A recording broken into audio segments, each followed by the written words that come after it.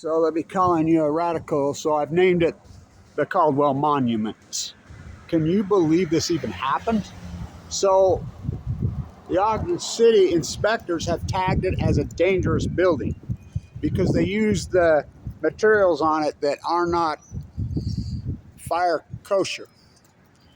How did they ever get a permit? Now this is important historical video. How did they get away with that? So I started plastering 16 years old. I've worked for every single mayor in this town until Caldwell. I mean, every one of them. I did the old Madsen furniture for Mayor Madsen. Meekum, I did tons of work for Mayor Meekum. I did lots of work for Mayor Dirks right here. I taught with Matt Godfrey at Weaver State together. I did. I restored the Masonic Temple, the 1905 2550 Washington, where you go into Funkin' that Masonic symbol. I hand carved that. Not with a crew of exploited labor, me with a hammer and chisel. Well, what happened? I have 10,000. I've worked on every single one of these buildings, inside and out. Where you go in there and you can see where they pulled the conduit out and it's replaced, all that brick is spotted back in. That's all me. Every one of these buildings. Every one of these buildings. My hand is in them all.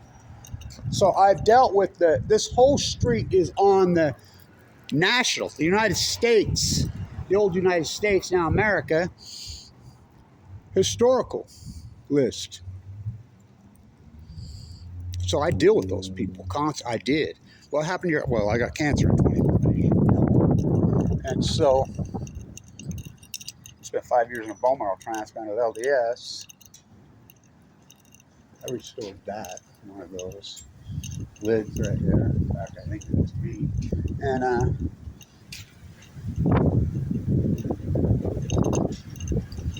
let's get out of the wind. How do they pull this off? My favorite is right here. I was doing all this restoration in this building in 2000. See that fresco? You can see where they've graffitied in the yellow up there on the corner? That's graffiti. But they got preemptive video to prevent, criminals inside the bars. But they can't catch them. So there's a giant mural there, a fresco, on the side of that wall. It's a woman, Victorian in a feather hat. The scarf probably dates to the 1880s or 1890s. It's magnificent.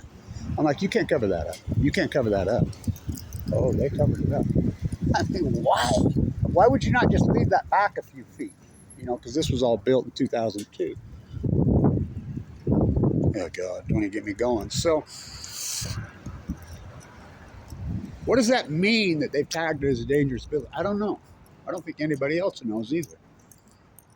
So, how can they let this, number one, a big 3-story monstrosity on the could be the most historic street in the entire western United States. It's that historic. 60,000 people coming down. By the way, every single one of these buildings were brothels. This town was 100% run by madams and prostitution for well over 100 years. Well over 100 years. See, they left this back. They didn't that. And so, there's one of them that they got away with it. That's EFS. That's fake synthetic plaster. So it's that little strip right there. It's against, here's the code right here. This is the National Historic and the state and the city. They all have the same code. I dealt with them constantly. I did, all restoration. Every one of these buildings. That cool as hell old plaster down on the corner around the back that we left it like it was falling off right there. You can see one of the really corners up there at the top of that building down there. Before they built that Altis building, remember that great, beautiful plaster? I did that when I was 18 years old for George Pappas. And so Al Capone used to stand right there. 60,000 people a day. Tom Dempsey lived on the top of that one right there. Now it's being reported that, because nobody knew for all those years where Jesse James lived for all those years. Right there. So all these historical figures, this historical town, this historical incredible street, and you let these guys pull this shit 3-story, big, ugly, sticks out like a fucking sore thumb, and it's been sitting like this. Dangerous. Well, the non-dangerous buildings, the beautiful, the incredible, the Leslie Hodgson. Leslie Hodgson's, his masterpieces are, what they did at the Ben Lomond is disgusting. I can walk up and down the street and show you 4 or 5. The Star Noodle, that's fake on there. The Comedy Club, that's fake on, against the law. It's against the code. But it's only as good as the people that enforce the code, right? It's called corruption. So, who issued the permit? Well, the buck stops well. I never worked for him. I never liked that guy. You know, and what they've done in this city under his tenure. Somebody says, why don't you run for mayor?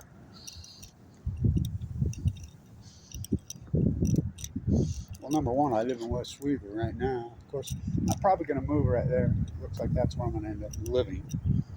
Because I'm sick. I'm recovering from my heart surgery, and I can't really take care of my property. And we got that mega dairy backhanded the migrant worker in the face who's poisoned my property all over there. So I don't even let my grandkids come out there, so I'm probably going to move that long.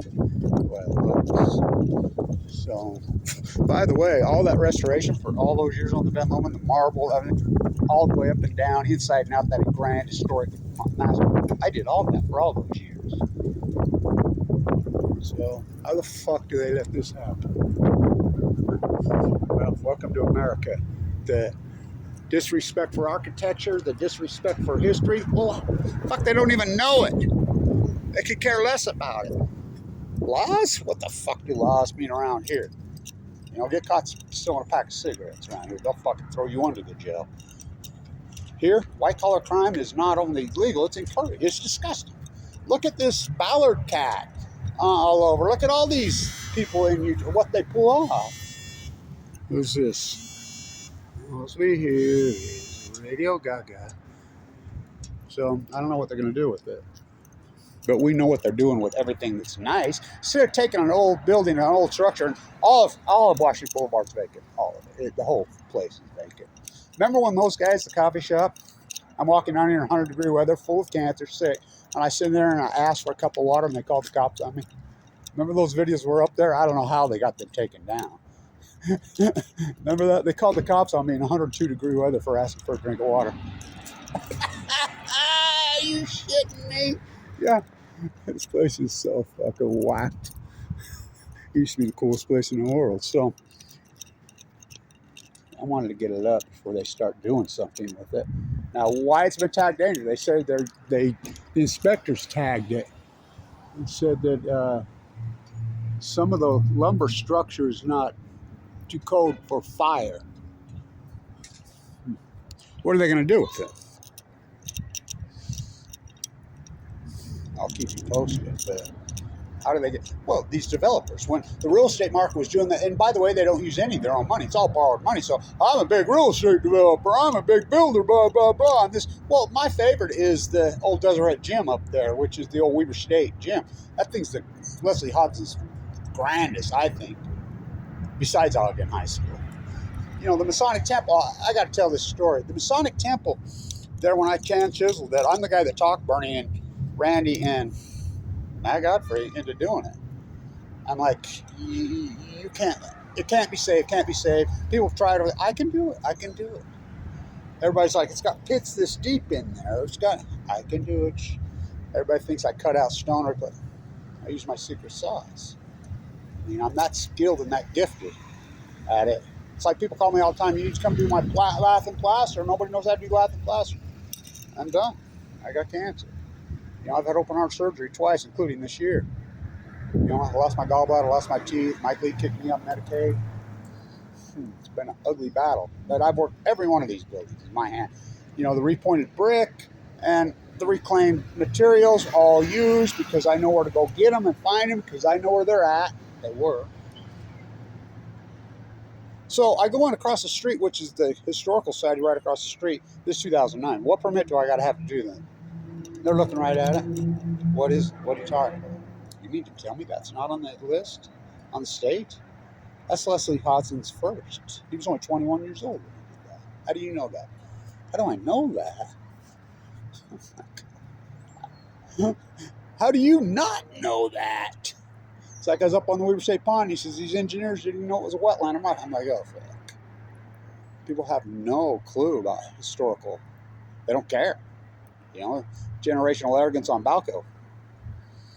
They're going to see American manufactured. Which one? There's about 45 brands. And so, by the way, that used to be called the Blood Hotel, Murder for Hire. And if you don't believe me, watch the Junction documentary. It's really well done. Talks about it right there. This place, I used to call it in Art Deco decay. Now I call it lipstick on a corpse. So, Caldwell's Monument. So I walk in to get the permit, and they're like, "You don't need no permit. What are you talking about?" I'm like, "It's not on historical list. What is it? Up is down, black is white. I'm a butcher. What's a cow? I'm a baker. What's a cake?" Like I was in the sports bar in South Ogden, Utah the other day. It's Weber State Sports Club bar where everybody hangs out and goes in. And it's like, touchdown Rashid Shaheed. I'm talking to the owner who claims he's a sports expert. Who's that? I looked around, I says, "I'm a butcher, what's a cow?" Walked off. It's like Baggett on the Raptors.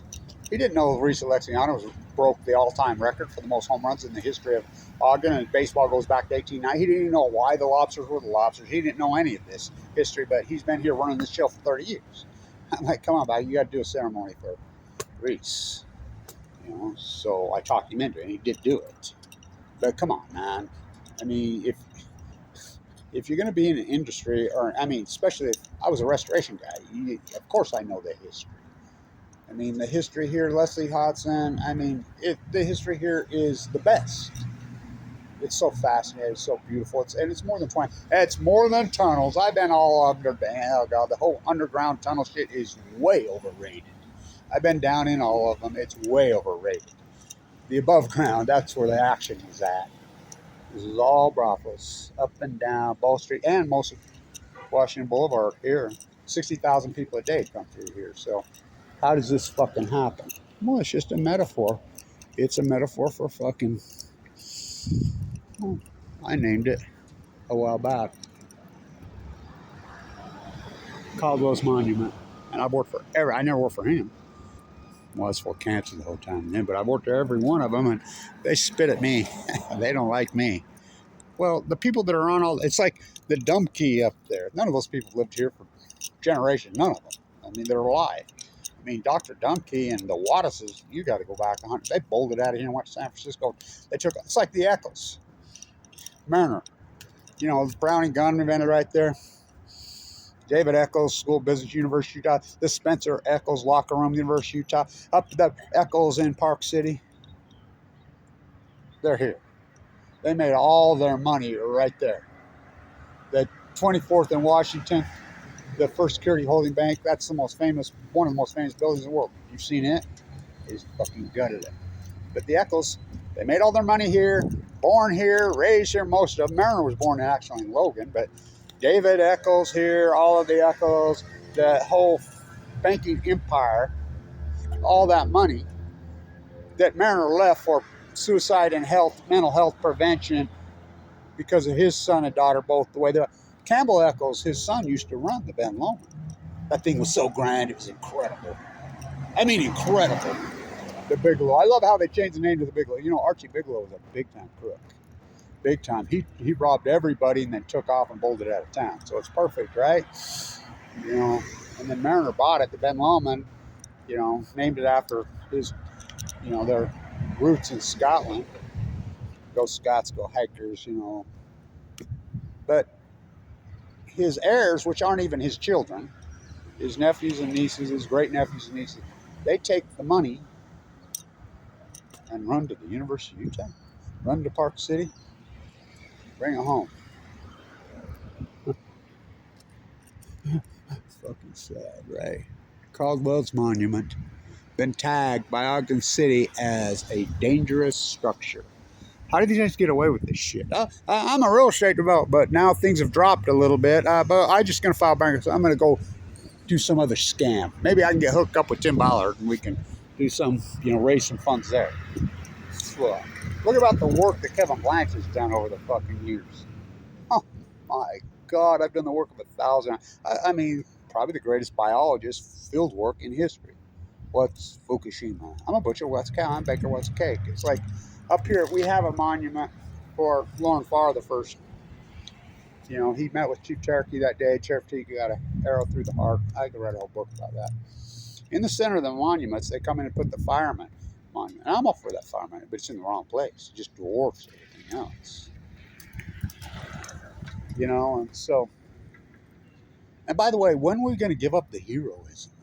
Oh my God, since went off to Afghanistan to kill the Taliban, went off to Iraq to get a big old stuff, went on to Vietnam to kill the Viet Cong. Boogeyman, how nice this thing been. I got a really great story right there at the Windsor of my great uncle, my mom. But the Standard, when he died in there, he lived secretly for years under a different name, the whole thing, my grandfather's brother. And the Standard went in there and says, this obvious guy had wealth at some point. Look at these photographs, look at these things from the 1910s, whatever. My mom recognized who it was. She quietly went up to the Standard and says, that's who it is, blah, blah, blah, blah, blah, and gathered up all the stuff. And she wouldn't let him do an interview. I'm like, why did you not let him do an interview? No, I don't. Well, they grew up in the lap of luxury, but the father and mother, she died in childbirth, and the father was electrocuted. Anyway, it's a long story. They went from wealth to poverty like that. That's the story of Ogden. There was so much wealth made and lost in this town. I mean, I go back to the old Exchange building. It's still sitting there ready to fall down. Leslie Hodgson masterpiece. I used to go in there, and that's where I learned to trade cattle futures when I was a kid. Oh, and how about the old Elks building? Fuck, I used to play poker in the bottom of that when I was a kid. The girl that I was hanging with, oh my God, she was the cocktail girl in there. Oh, what a gig her and I had. Woo, woo. So, that big yellow masterpiece, beautiful, incredible. They tore it down and built that piece of shit they got there now. That's what they do. I mean, no sense of history. They don't give a shit. I could write a whole book just on the architecture here alone. Well, I'm not looking from the outside in. I'm looking from the inside out. I actually started restoration my grandfather, that he's called himself the Great Mormon Socialist, required me to learn the trade. So those white sand pits and bricks, I mean, I started at a young age. And if you don't think I can plaster, I got to tell this story. So I'm in Europe. I should be there right now, but my doctor won't let me because of my heart. I'm recovering from surgery. And every morning I'm having coffee with construction workers, and I'm telling them, I'm a good plasterer. I'm plasterer. There ain't no American plasterer. I says, I'm not an Americano. I grew up in the United States.